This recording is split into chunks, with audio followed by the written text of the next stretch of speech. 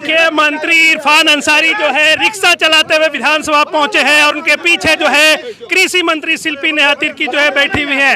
किस तरीके से कांग्रेस जो है महंगाई के विरोध में इस वक्त जो है कांग्रेसी नेता मंत्री जो है विधानसभा पहुंचे हैं। देखिए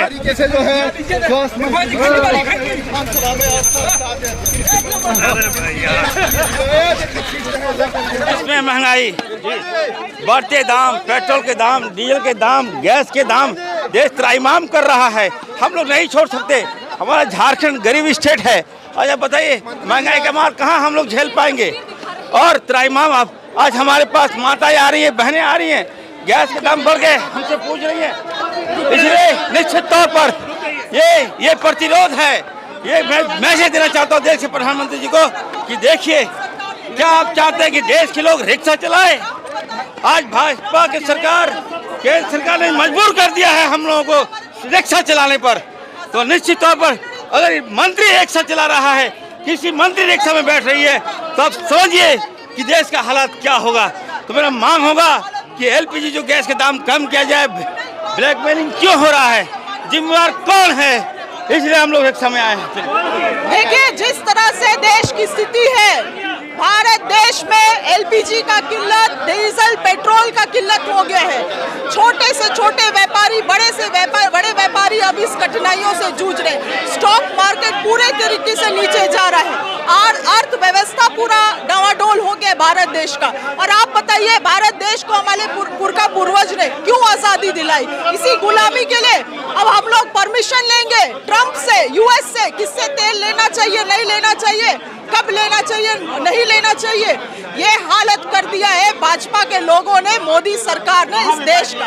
और आज जेब में आपका पैसा भी होगा तब भी आप गाड़ी में नहीं घूम पाएंगे, तब भी आप गैस सिलेंडर में खाना नहीं बना पाएंगे, क्योंकि जिस तरह से महंगाई अब बढ़ती जा रही है इन चीजों में। रिक्शा से की जनता को तरफ देख रही है मंत्री जी, आप कुछ करेंगे? आपके ऊपर भरोसा है सर? अब मैं लकड़ी और कोयला का व्यवस्था करा रहा हूँ। वैकल्पिक व्यवस्था हम करा रहे हैं क्योंकि भारत सरकार हमें गैस नहीं दे रही है, मुहैया नहीं करा रही है। माँ बहनें त्राहिमाम कर रही है। आज ये घटना, एक हमारी बहन अपना जेवर लेके चली आई कि सर जेवर ले लीजिए लेकिन गैस हमको दे दीजिए। तो निश्चित तौर पर ये कहीं ना कहीं हमें लगता है कि बहुत बड़ी खामियां देश में हो रही है। देश के प्रधानमंत्री, देश की भाजपा सरकार इसके लिए जिम्मेवार है। गैस तो देना होगा, एलपीजी गैस सिलेंडर तो आपको मुहैया कराना ही होगा। निश्चित तौर पर मैंने कहा है कि थोड़ा अगर गैस नहीं देंगे ये लोग तो हम लकड़ी और कोयला का व्यवस्था हम कराएंगे। धन्यवाद।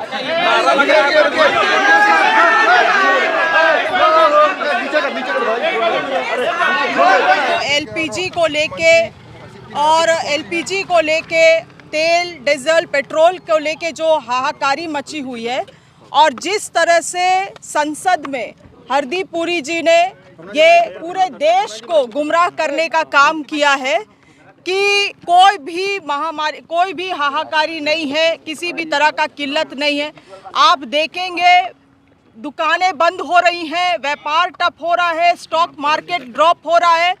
भारत देश का जो स्थिति है बहुत ही गंभीर है और इस तरह से आने वाले समय में पूरा अर्थव्यवस्था ही कोलैप्स होने वाला है भारत देश का। और ऐसे हालात में जो छोटे व्यापारी हैं, मिडिल क्लास हैं, जो लोग लाइन में लगे हुए हैं, आप समझ नहीं सकते हैं कि इस तरह से ये भारत देश का इतना नुकसान कर रही है।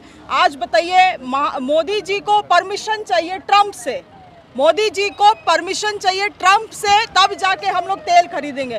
90% जो हम लोगों का एनर्जी कंजम्पशन है, हम सारा एक्सपोर्ट में डिपेंडेंट है। ये बहुत ही स्थिति खराब है हमारी देश की और इसीलिए हम लोग अब रिक्शा का ही इस्तेमाल कर रहे हैं।